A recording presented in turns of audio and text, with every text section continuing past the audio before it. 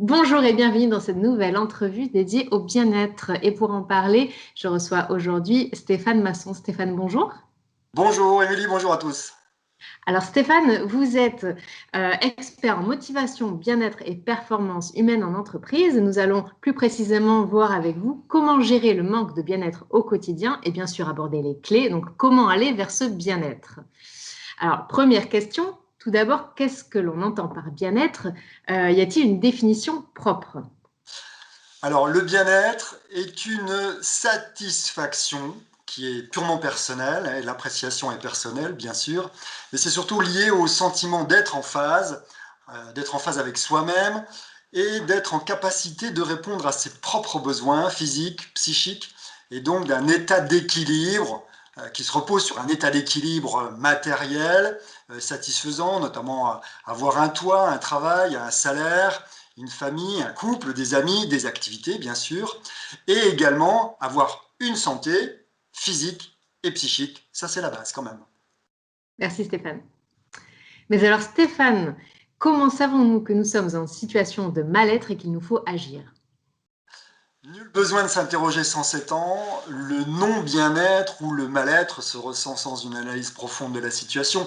Certains individus l'éprouvent dès le matin en se levant, en ayant le sentiment de ne pas être réellement à leur place, en étant peut-être stressés, en étant anxieux, en se posant mille questions et souvent sans avoir les réponses, hein, ça chahute dans la tête, ou encore en vivant des moments sans être présent, et ça c'est peut-être le pire.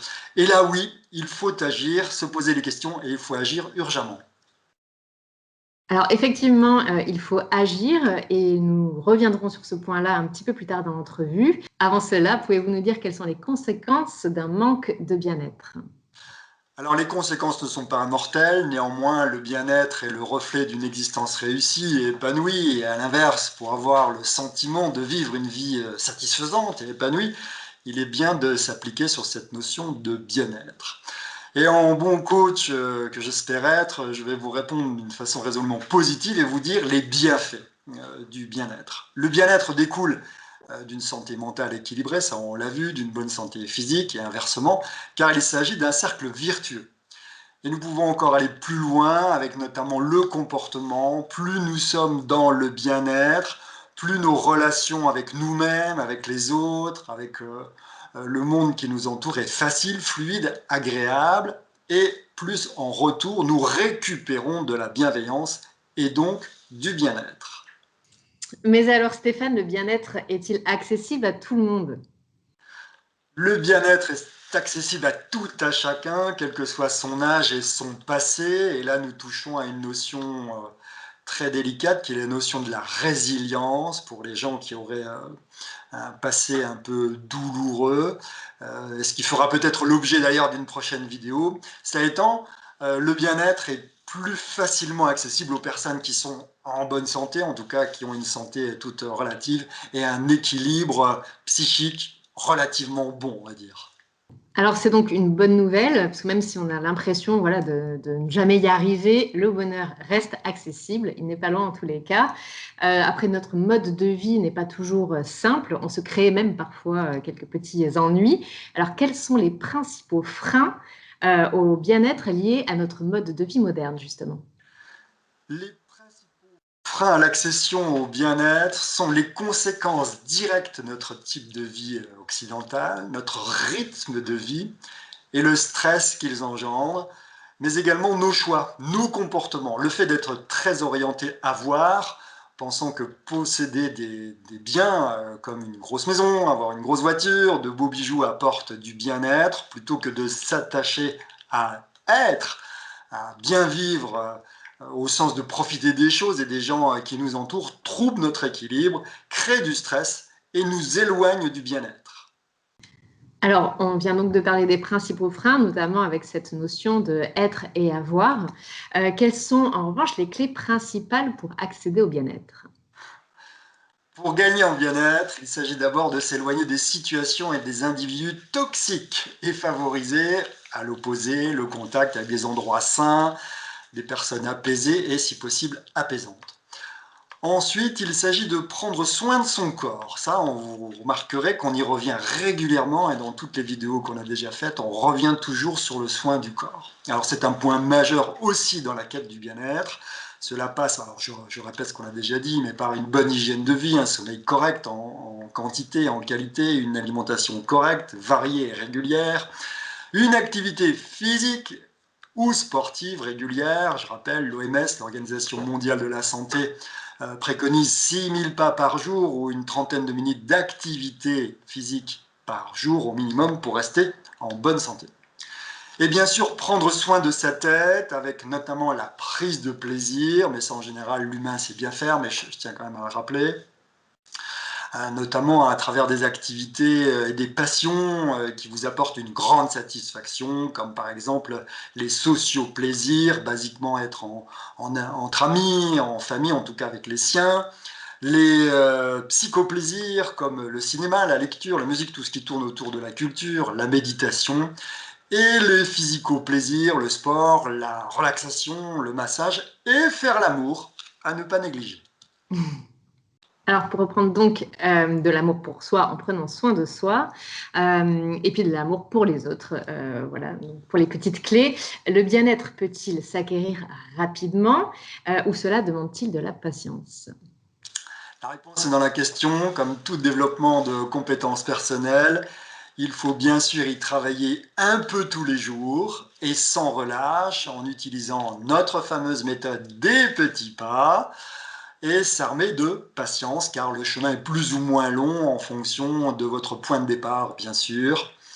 Et il va sans dire que le bien-être s'entretient tous les jours, une fois qu'on l'a, si on a le sentiment de l'avoir, et durant toute la vie, c'est un peu comme l'amour dans un couple, ça s'entretient.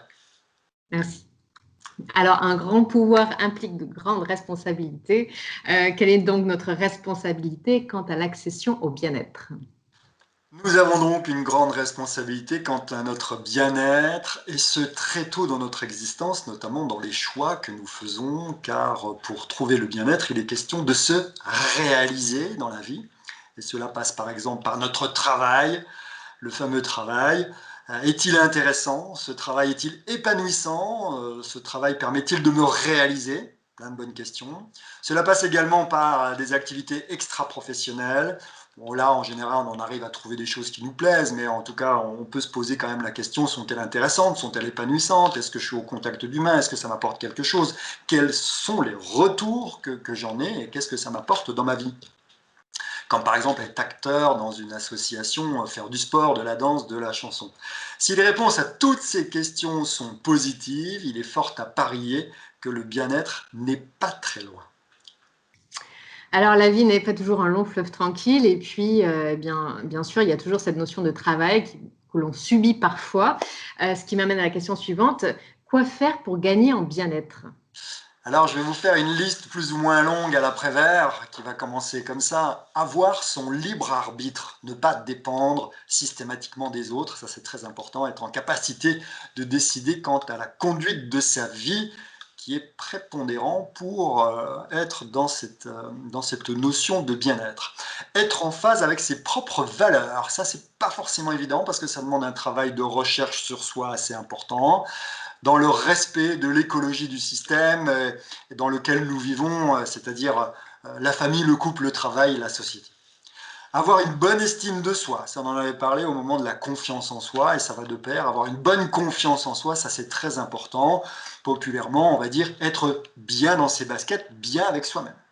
Être en capacité de s'affirmer dans tous les domaines de vie en exprimant ses besoins, ses ressentis, ses limites.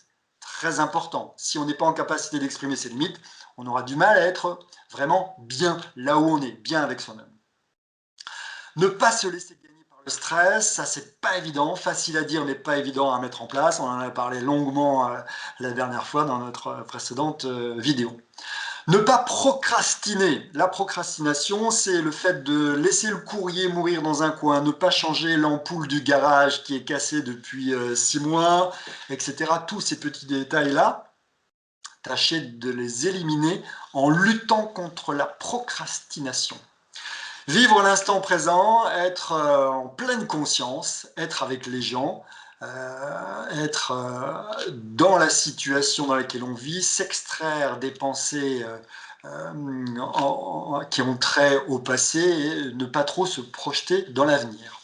Soyez à ce que vous faites, donc soyez en pleine conscience et avec les gens qui vous entourent. Voilà pour la liste qui pourrait être encore bien plus longue, mais je vais m'arrêter là pour cette fois-ci. On a déjà pas mal de clés, merci beaucoup. Et enfin, dernière question pour notre trousse en cas d'urgence. Là, tout d'un coup, j'ai un sentiment de mal-être. Y a-t-il un exercice que je peux pratiquer? Il y a une réelle interaction entre le physique et le mental, hein. On l'avait vu aussi quand on avait parlé du stress. Le corps fonctionne bien, sera en capacité d'envoyer des bons signaux au cerveau. Un mental qui se sent bien aidera le corps à bien aller, notre responsabilité, et donc dans notre état d'esprit de ce que nous voulons bien avoir. Je m'explique. C'est un choix. Un exemple. Un jour de pluie. Émilie, vous vous dites quoi? Vous ouvrez les volets, il pleut, vous vous dites quoi? Je vais aller courir. Ah bon, d'accord. Ça, c'est Non, une position résolument positive et c'est bien. Et c'est bien. Parce qu'en en mais réalité, en vrai, c'est là, actuellement, il pleut et je me dis, ah, c'est pas de chance quand même. bon, alors, vous avez deux choix, hein. Vous avez le choix d'être négative en vous disant ah, il fait moche, quelle journée de M. Ou Voilà. alors, vous pouvez vous dire il pleut, ce n'est pas grave, cela donne à boire à la nature et il fera certainement beau demain.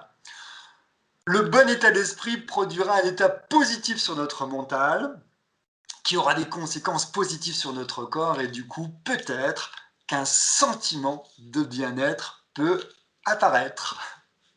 Merci beaucoup, Stéphane. En effet, donc positiver, hein, quoi qu'il arrive, de toute façon, voilà, il y a toujours quelque chose à en tirer. Une des clés, c'est une des clés, c'est une des clés. Merci.